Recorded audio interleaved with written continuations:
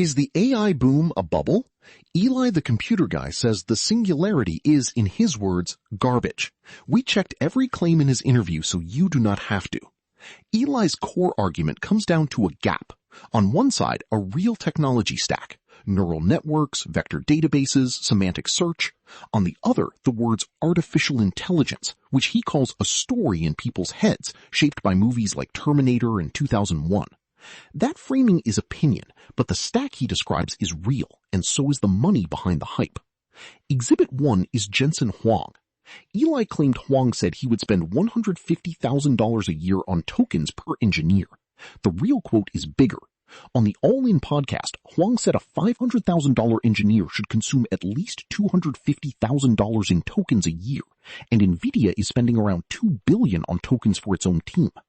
Huang runs the company selling the GPUs, a company that crossed $5 trillion in value, so his incentive to push token spending is obvious. Eli got the number wrong, but the point stands.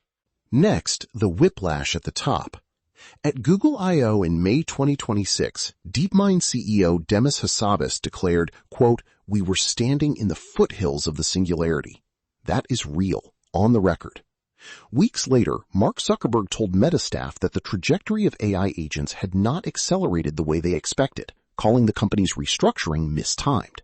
That is also real, reported by Reuters on July 2nd. 2 weeks apart, two bosses, two opposite messages. Then there is Anthropic. Eli said Anthropic wants to IPO at $2 trillion. That one checks out too.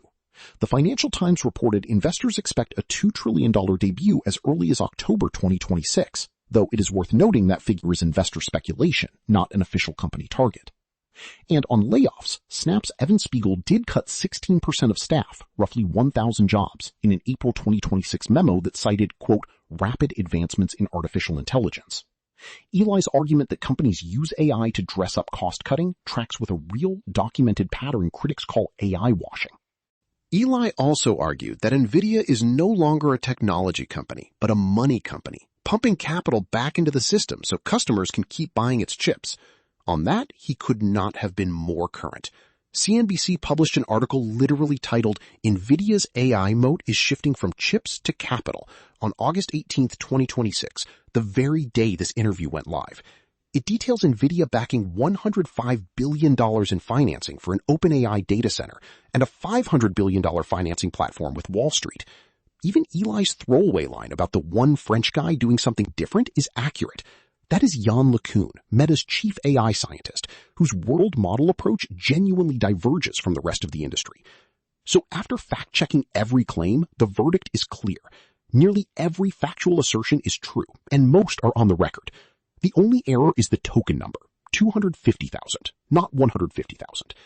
Eli's larger conclusion that this is one big bubble because every major company races down the same path is ultimately opinion. But it is an opinion now backed by a paper trail you can verify yourself. The technology is real.